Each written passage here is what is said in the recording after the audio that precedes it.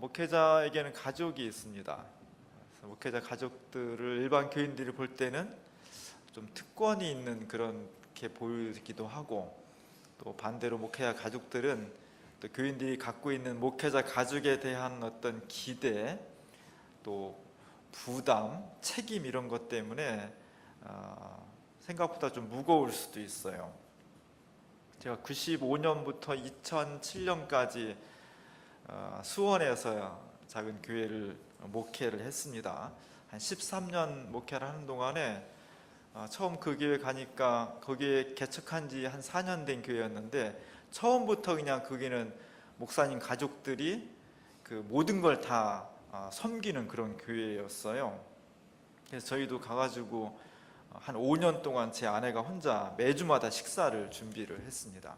사실 교회 공동체가 식사가 대단히 중요한데요, 한 5년 동안 매주 토요일마다 거의 밤을 새다시피 해서, 또 제 아내가 준비를 하면 또 잘하려고 하는 게 있거든요. 거의 밤을 새다시피 하면서도 늘 이것을 내가 이렇게 준비한 만큼 교인들이 정말 맛있다, 참 수고했다, 이제 그걸 기대하고 그런 재미로 열심히 하는 것을 보았습니다.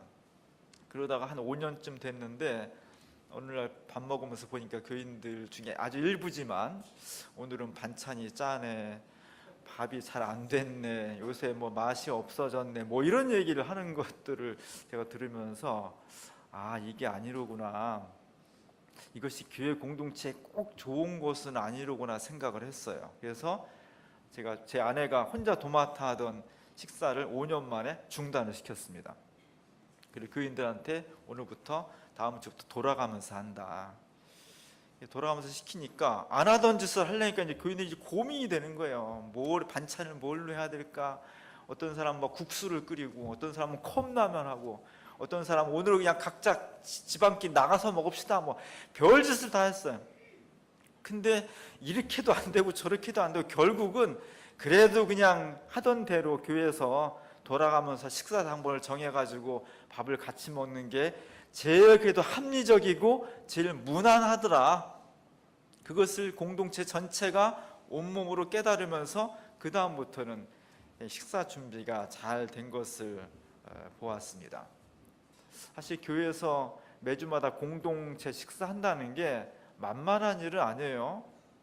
제가 군대교회에서도 3군데 군대교회를 섬겼는데 가는 곳마다 꼭 장교 부인들이 식사 준비 그만하자고. 근데 사실 사병들은 일주일 내내 군대밥 먹다가 짬밥 먹다가 한 번 딱 교회 와서 사제밥 먹는 게 인생의 낙이거든요. 밥도 무지하게 많이 먹어요. 2인분 4인분씩 먹거든요. 힘들어요. 힘들지만 그 군인들 자식 같은 젊은이들이 막 그냥 밥을 막 허겁지겁 맛있게 먹는 걸 보면 힘든 게 싹 잊어버려지는 거예요. 그래서 가는 데마다 장교 부인들은 그만하자고 했는데 제가 줄기차게 밀고 나가서 안 쉬고 했습니다. 사실 밥을 하는 것을 보면 그냥 산술적으로 생각하면 간단해. 52주 중에 딱 한 번 하면 나머지 50번은 공짜로 먹는 거예요. 내가 간단하거든요. 근데 그게 참 쉽지가 않아요. 사실은 해보면 우리 교회 같은 경우는 쌀도 사주고 한 주에 10만 원씩 식사 비용을 주고 있는데도 제가 강제가 아니라 항상 자원하라고 하니, 교회는 자원해야 된다. 그래서 그 식사 당번 표를 제가 저 앞에 있는 걸 이렇게 보면 빈칸이 많어. 제가 잘 안 쳐다보려고 그래. 화가 나가지고. 교회는 봉사하는 조직인데 사실 식사 당번은 봉사도 아니에요. 왜냐하면 내가 먹을까 차리는데 뭘 봉사해. 그게 이걸 차려서 남을 대접하면 모르지만 이거 차려서 내가 먹는 건데 그걸 봉사라고도 할 수 없어요. 교회는 더 큰 봉사를 향해서 전진하고 훈련하는 공동체인데 이거 내가 먹는 거 가지고 이렇게 이게 잘 운영이 안 되면 이 교회가 되나 이게? 사실 그런 마음이 많이 듭니다. 우리 교회가 근데 좀 적극적이었으면 좋겠어요. 제가 12월 달부터 지금 2달 이상을 지금 광고를 계속하고 있는데 저도 참 소신 있게 하지만 여러분도 참 소신 있게 신청을 안 하는 걸 보면서 참 의지가 강한 사람들이구나 그런 생각을 해요. 어쨌든 이런 교회 공동체, 식탁 공동체 대단히 중요해요. 왜냐하면 예수님이 밥상 공동체를 통해서 하나님 나라를 이루어 가셨거든요. 이 식탁이 굉장히 중요합니다. 여러분들이 좀 자원을 많이 해줬으면 좋겠어요. 청소도 마찬가지예요. 청소도 제가 수원에 목회할 때 한 5, 6년 동안을 목회자 가정이 다 맡아서 했어요. 매주 토요일마다 저하고 제 아내하고 애들하고 같이 의자 다 올려놓고 쓸고 청소기 돌리고 걸레질하고, 저희 큰애들이 그때 5학년, 6학년 정도 됐었거든요. 그러면 토요일마다 학교 끝나고 와서 맨날 청소를 했어요. 저는 끝나고 나면 옆에 슈퍼에서 아이스크림 하나 사가지고 탁 주면은 그걸로 내가 할 일을 다 했다고 생각을 했는데, 나중에 커서 얘기를 들어보니까 우리 애들이 그 청소하는 게 너무너무 싫었다는 거예요. 왜냐하면 토요일날 학교 갔다 와서 친구들하고 한참 막 어울려서 놀아야 될 시간에 엄마 아빠가 딱 불러가지고 그게 청소하자 그러면 청소 자체가 힘든 게 아니라 친구들하고 놀고 싶어 죽겠는데 그걸 못하고 청소를 해야 되니까 그게 너무 힘들었다라고 나중에 이야기를 하면서, 아, 내가 그걸 잘 헤아리지 못했구나. 나는 아이스크림만 아주 그냥 다 대가를 지불했다고 생각했는데 그게 아니었구나, 그런 생각을 나중에 깨닫게 됐어요. 그래서 우리 큰애들은 지금도 농담 삼아 얘기를 해요. 우리는 이미 해야 될 교회 청소를 이미 다 했기 때문에 평생 해야 될 걸 다 했기 때문에 앞으로 청소하는 거 강요하지 말라고. 그래도 뭐 맡겨졌을 때는 열심히 해서 고맙습니다. 사실 이제 목회자는 사람을 상대하잖아요. 기계를 상대하고 컴퓨터를 상대하는 것은 상대적으로 좀 쉬울 수 있는데, 여기 있는 사람들 여러분이 100명이면 100명 다 성격이 다르고 다 심중에 다른 걸 가지고 있어서 그걸 대한다는 게 사실 내적으로 스트레스를 많이 받아요. 제가 성격이 좋아서 그렇지 사실 스트레스를 받아요. 근데 그걸 해소할 데가 별로 없는 거예요. 취미도 별로 없고 뭐 어디 나가기도 그렇고 가장 만만한 데가 가정이에요. 그래서 와이프한테 막 성질 부릴 때도 있고 애들한테 윽박 지를 때도 있고. 그래서 이제 목회자 가족들은 사실은 교회에서 여러 가지 기대치가 있고 책임의식도 있고 거기다가 목회자의 스트레스까지 받아내야 되니까 사실은 많은 어려움들이 있죠. 그래서 제가 늘 고마운 마음을 가지고 있고, 그런 가운데에서 목회자의 가정과 교인들이 서로 잘 화합해 나갈 수 있는 교회가 은혜가 넘치는 교회가 된다, 그런 생각을 하게 됩니다. 가족은 우리에게 늘 어머니 품 같은 거예요. 사실 기독교는 11세기 1047년인가부터 로마 캐톨릭 교회는 성직자의 결혼을 금지했습니다. 성직자 독신주의를 제도로 만들었어요. 이거는 천주교 사제들이, 신부들이 사제 서풍을 받는 장면이에요. 납작 엎드려서 완전히 하나님 앞에 순종하며 독신주의를 맹세를 합니다. 저 순간이 가장 거룩하기도 하고 가장 잔인해. 사실은 그러잖아요. 저 팔팔한 젊은 혈기의 남성들이 죽을 때까지 그냥 독신으로 살아가는 것을 신 앞에 맹세하는 거예요.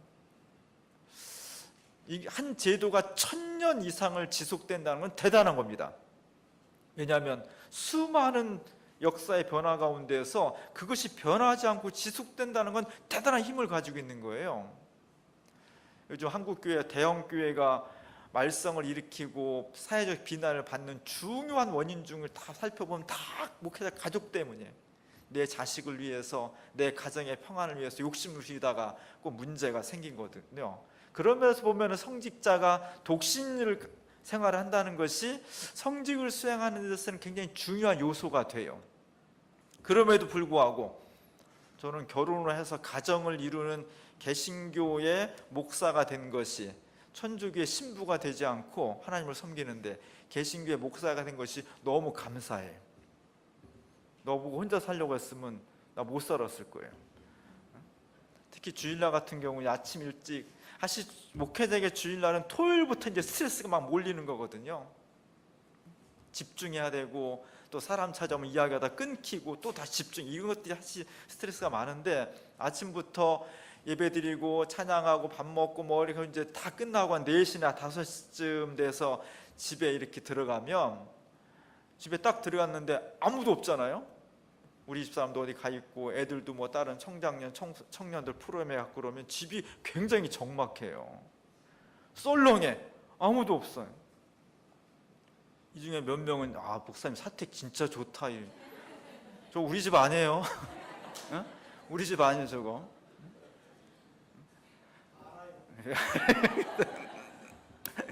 아니 뭐 나쁘진 않아요. 좋은데 저 정도 좋진 않고요. 그래서 4대째 딱 들어가면 아무도 없으면 굉장히 적막해요. 왜냐하면 한 2, 3일 동안 막 스트레스 받은 게 몸도 마음도 막 지치고 무너지거든요. 그때 누군가 집에서 이렇게 맞이하고 같이 옆에 있어주면 굉장히 좋은데, 그렇지 않고 막 썰렁하면 굉장히 적막하고 막 마음이 이상해.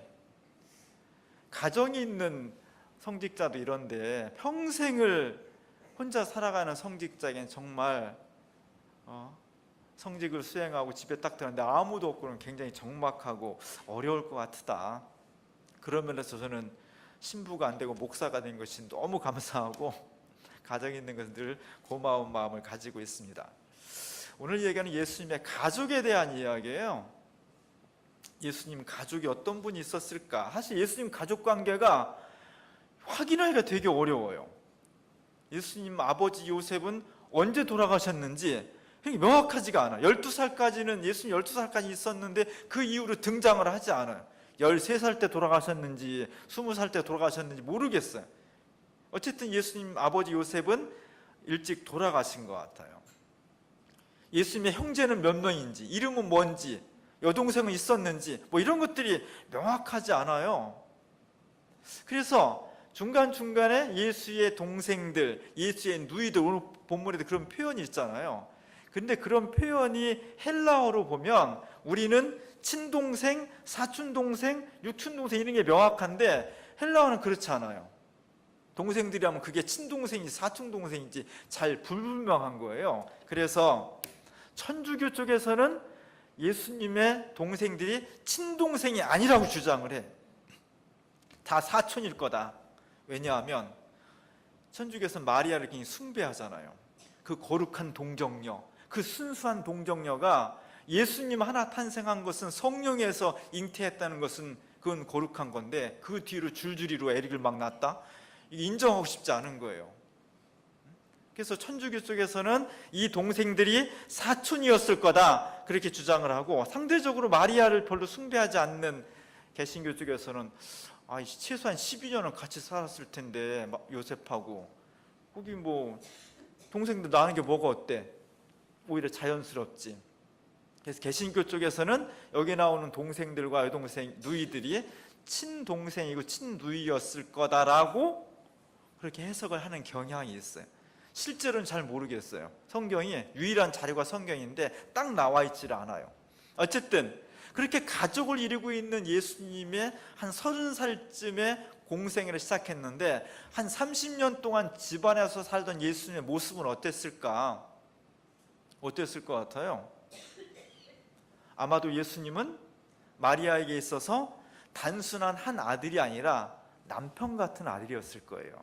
그렇게 든든하고 지혜롭고, 예수님은 단순한 그런 형 오빠가 아니라 아버지 같은 그런 오빠요, 그런 형이었을 거예요. 그만큼 든든하고 진중하고 성실하고 다정한 그런 모습이었을 거예요. 우리가 예수님의 가정생활의 모습을 굉장히 이기적이고 싸납고 폭력적이고 무례하고 이런 예수님을 상상할 수 있겠습니까? 정확하지는 않지만 예수님은 굉장히 따뜻하고 품격 있고 그런 분으로 그려져요. 19세기 이래로 서양에서는 예수님의 전기가 어땠을까를, 복음서에 나와 있지만 복음서에 나와 있는 이야기들은 굉장히 단편적인 이야기들이거든요. 그게 내면을 이야기 별로 없거든요. 그래서 서양에서 19세기 이래로 예수님의 전기가 무지무지하게 쏟아져 나왔습니다. 우리나라 사람들도 예수님의 전기를 써요.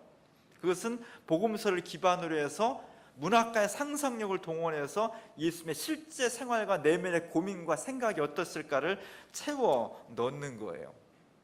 그런데 그려진 예수님은 늘 듬직하고 따뜻하고 사랑이 많고 책임적인 그런 모습입니다. 그게 맞을 것 같아요. 그런 모습 외에는 잘 그려지질 않아요. 그랬던 예수님이 어느 날 갑자기 집을 나간 거예요. 우리 사춘기 소녀들이 나 더 이상 집 싫어, 집을 나가버려, 가출한 거죠. 예수님은 그런 가출은 아니에요. 그런 가출은 아니었기 때문에 예수님의 가출은 가출이라고 하지 않고 뭐라고 불러요? 출가라고 불러요. 뭐가 달라요? 가출이나 출가 똑같이 집을 떠난 건, 집을 팽개치고 떠난 건 똑같죠. 어쨌든 집을 나갔어요. 사춘기 소녀들처럼 나 집 싫어 이렇게 나간 건 아니지만 뭔가 더 큰 공적인 사명을 해서 나간 거지만, 집에 남아있는 사람들 입장에서는 이렇게 나갔거나 저렇게 나갔거나 가출이나 출가나 다른 게 없는 거예요. 똑같은 거예요. 그렇게 좋아하던 아들이, 그렇게 신뢰하던 형 오빠가 어느 날 갑자기 자기들을 버리고 나가버린 거예요. 이해할 수 있었을까? 이것을 의아했고 서운했고 배신감 들었고 어떤 땐 분노가 치밀었을 거예요. 그리고 오늘날처럼 교통과 통신이 발달하지 않은 시대에 집 나간 예수님에 대한 소식이 바람결 하나씩 들려오는 거예요. 뭘 사람들을 모아놓고 가르친대. 예수님이 뭘 가르쳐? 가방끈이 별로 길지도 않은데, 대학원 박사도 아닌데 뭘 가르치지? 평생 목수만 했는데. 그래도 늘 지혜로웠으니까 뭐 가르칠 수 있지. 귀신을 막 내쫓는데, 귀신을 어떻게 내쫓지? 뭐 거기까지는 좋아요. 어떤 때는 귀신이 들렸대, 예수님이. 뭐 이런 소문들이 막 가족들한테 들려올 때마다 서운함과 분노와 궁금증과 다시 옛날로 돌아가고 싶은 그런 마음들이 막 복합적으로 이루어지면서, 야, 안 되겠다, 어머니를 필두로 모든 형제들이 다 나서가지고 예수를 다시 데려오자 하고 나선 것이 오늘 본문이에요. 오늘 본문이 그런 배경에서 예수님을 찾아오게 되었다는 겁니다. 수소문 해가지고 어렵게 걸어 다니면서 예수님이 있는 곳에 찾아왔습니다. 그리고 사람들한테 기별을 해서 당신의 어머니와 형제들과 누이들이 지금 밖에 와 있습니다, 이런 전가를 보낸 거예요. 오늘 주부에는 그런 장면인데, 예수님이 사람들을 이제 모아놓고 막 이렇게 가르칠 때 저 문 밖에 멀찍이서 어머니와 동생들이 우리 왔어, 이렇게, 우리 왔어. 사실 예수님의 어머니와 가족들은 무례한 사람이 아니었기 때문에 그냥 거기서 야, 나왔다 뭐 이렇게 할 수도 있지만, 지금 사람들을 가르치고 있으니까 그에게 예의와 절차를 거쳐서 사람들한테 전가를 보낸 겁니다. 그러면 그 소식을 들은 예수님은, 와, 너무 오랜만입니다, 어머니, 동생들, 사실 제가 정확하게 설명하지 못하고 집을 떠나와서 마음도 찜찜하고 너무 미안했는데 너무 잘 오셨습니다. 여러분, 제가 정말 사랑하는 어머니 마리아입니다. 여기 제 동생들, 사촌이든 친동생이든 제가 정말로 사랑하는 우리 동생들입니다. 환영해 주십시오, 박수치고 막 이런 걸 기대했겠죠. 근데 그 기별을 듣고서 예수님의 반응은 전혀 낯선 것이었어요. 누가 내 어머니며 누가 내 동생들이냐? 이런 대답은요, 어머니 마리아와 이 동생들이 전혀 예상하지 않은, 한 번도 생각할 수 없었던, 평상시 30년 동안 살아왔던 예수님의 품격과 그의 평상시 행동으로는 도저히 상상할 수 없는 그런 대답이었던 겁니다. 이 대답이 굉장히 충격적이었던 거예요. 이 대답을 들은 어머니와 동생들의 반응이 어땠을까요? 어떤 심정이었을까요? 아마 예수님이 집 나갔을 때보다 더 큰 상처를 받았을 거예요. 정말로 실망했고, 정말로 분노하고, 정말로 납득할 수 없는 아마 그런 대답이었을 겁니다.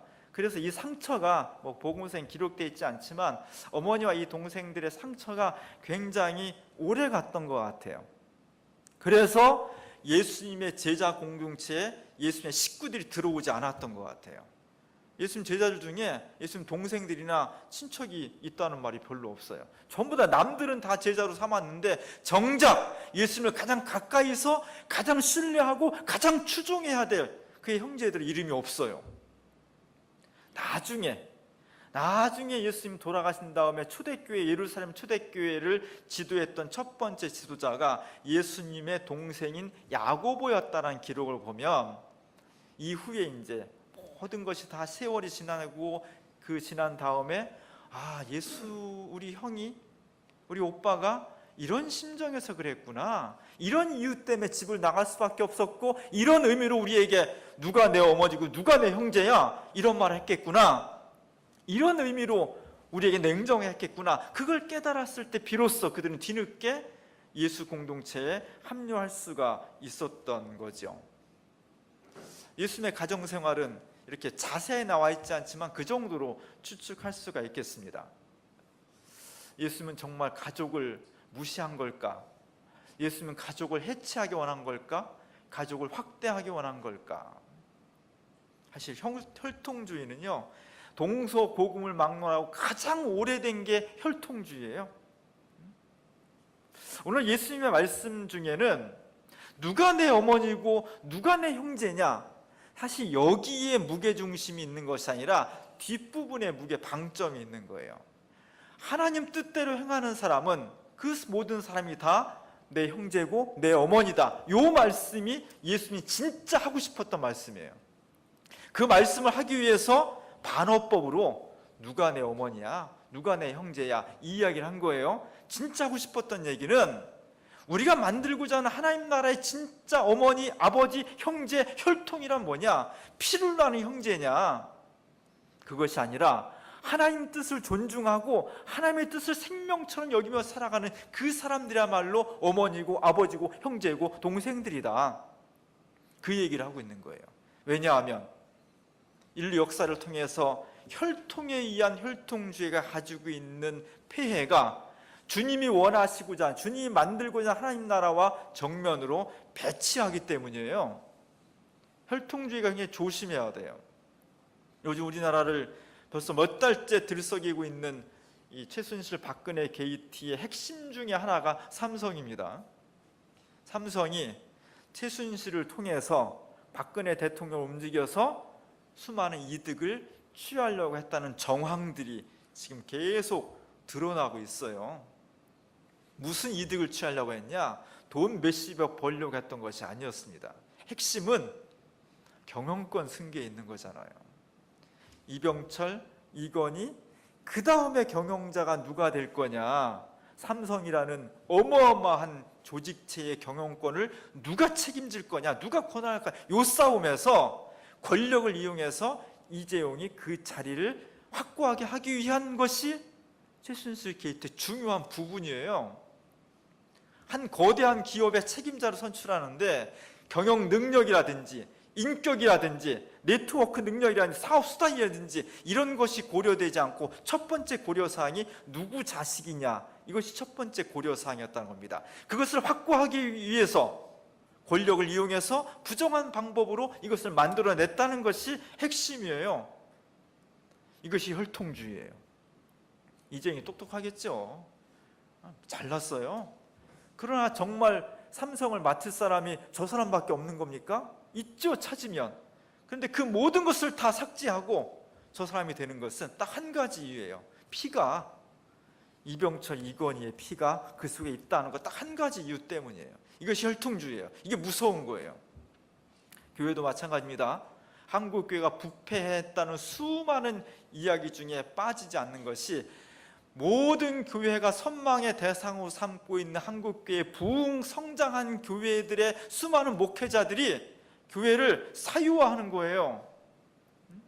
이건 내 교회고, 그러니 내가 피땀 흘려 만든 교회니까 이 다음 목회자를 공개적으로 청교하는 것이 아니라 내 자식을 만들어야지. 그래서 막 수만 명 내는 교회에 30대 이 아주 젊은 아들 목사가 하는 경우도 있고요.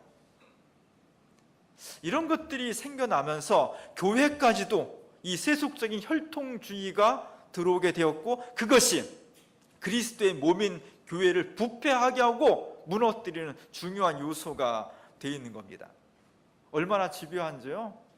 교회 내부에서도 저 세습에 대해서 엄청나게 반발하고 비판했거든요. 왜 그래요? 혈통은 소수고 다수는 혈통이 아니기 때문에 반발할 수밖에 없는 거죠. 사회적으로도 교회가 왜 그러냐고 수많은 언론계가 비판했습니다. 다 무시하고 정말 얼굴 두껍게 저렇게 관철시키는 대형 교회에 한국교회 지도자이라고 자칭하는 사람들의 이유는 딱 한 가지예요. 혈통주의예요. 내 자식을 내 피가 섞여 있으니까 죽였다는 거예요. 이게 무서운 겁니다. 이것을 기독교가 극복하지 않는다면 기독교는 교회를 새롭게 할 수도 없고 혈통주의가 만연한, 그래서 문제가 생기는 사회를 개혁해 나갈 수도 없는 거예요. 엄격하게 말하면 기독교야말로 혈통주의입니다. 기독교는 엄격한 혈통주의예요.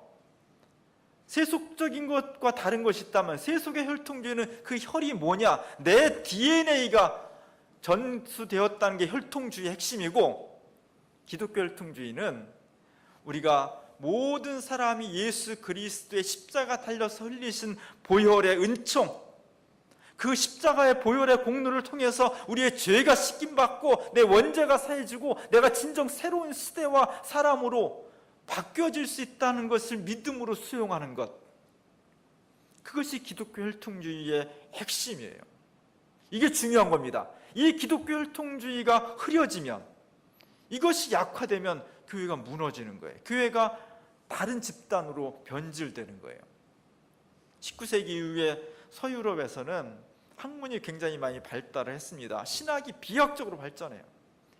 그래서 성경을 분해하고 역사 비평적으로 보고 언어를 분석해내고 타 종교와의 관련성을 찾아내고, 이런 학문이 엄청나게 발전을 하면서 서유럽 교회의 큰 흐름은 어떤 것이었냐면 예수님의 신성을 다 제거시키는 거였습니다. 예수님의 인간적인 면, 그분의 교훈, 그분의 위대한 말씀, 가르침, 이런 것들을 기독교의 중심으로 삼았어요. 그러다 보니까 기독교 복음이 무엇이 남았냐? 예수님은 도덕가, 정말 인격이 훌륭한 분, 정말 인류의 훌륭한 스승, 이렇게 남은 거예요. 또 한편에서는 사회의 모든 것을 개혁해 나갈 개혁의 선구자, 혁명가, 이게 남은 거예요. 없어진 건 뭐냐? 예수 그리스도가 십자가 달려 죽으심으로써 우리가 어찌할 수 없는 인간의 존재의 근원에 쌓여있는 죄를 용서받는 종교적, 제의적 이런 성격들이 없어져 버린 거예요. 그것이 서구교회가 지금 몰락하는 중요한 이유입니다. 한국교회도 마찬가지예요.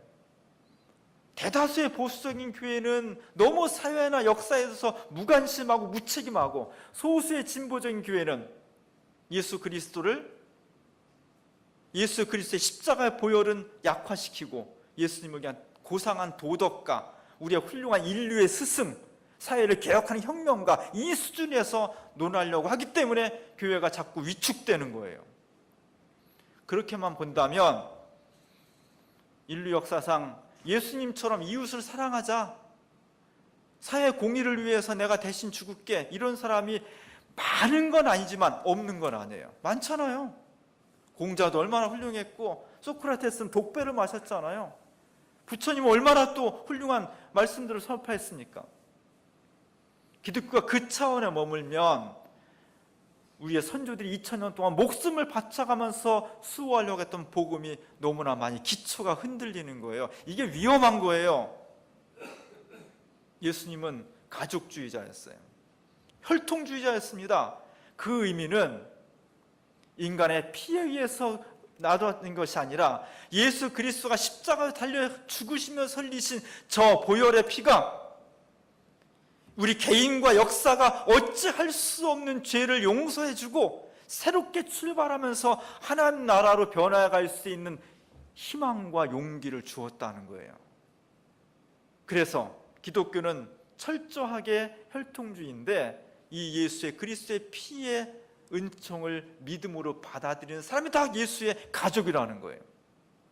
우리는 이 믿음에 서 있는 겁니다. 이 믿음에 서 있기 때문에 이 믿음을 가지고 있는 이상 성별이 어땠든, 시대가 어땠든, 종교가 어땠든, 피부색이 어떻든, 언어가 어떻든 아무 상관없이 예수의 이 피의 공로를 믿고 그것을 받아들이고 그 위에 자기의 인생과 역사를 설계하는 사람은 성씨가 다르고 인종이 다르고 국민이 달라도 우리는 모두가 다 예수의 가족입니다. 예수의 패밀리입니다. 이것이 기독교 혈통주의예요.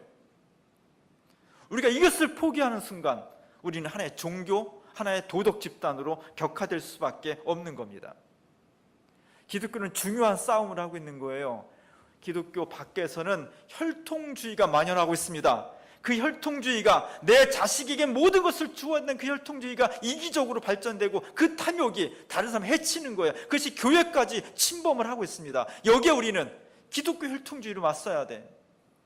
가족이 달라도, 나라가 달라도, 인종이 달라도 우리가 예수의 피의 공로를 믿음으로 받아들이는 모든 곳에 예수 가족입니다. 기독교의 식구입니다.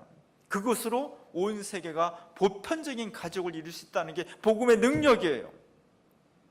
이걸 우리가 지켜내야 돼요. 오늘 예수님은 그 얘기를 하고 있는 거예요.